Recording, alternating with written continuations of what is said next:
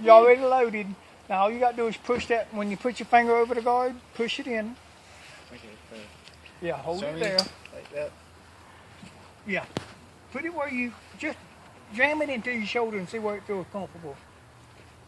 You understand what I'm saying? Yeah. You want to make sure there's some meat there, not just bone or anything, you know, where it jams into a bone. So you want to put it in as much cushion as possible. Got it? I think. Okay. Push the button there, and then squeeze the trigger.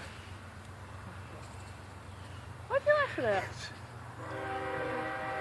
You shot a shotgun before? There you go. Push it. Pull it. There you go. Shotgun's your beam. Are you loaded? Go ahead, pump it. Pump it. There you go. There you go. Pump it. Pump it. Go ahead, Cliff. Show us how to do it. There you go.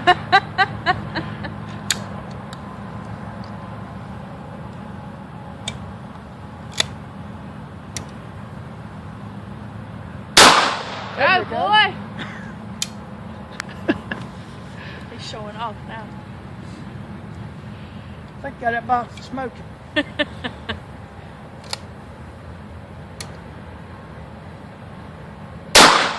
Oh!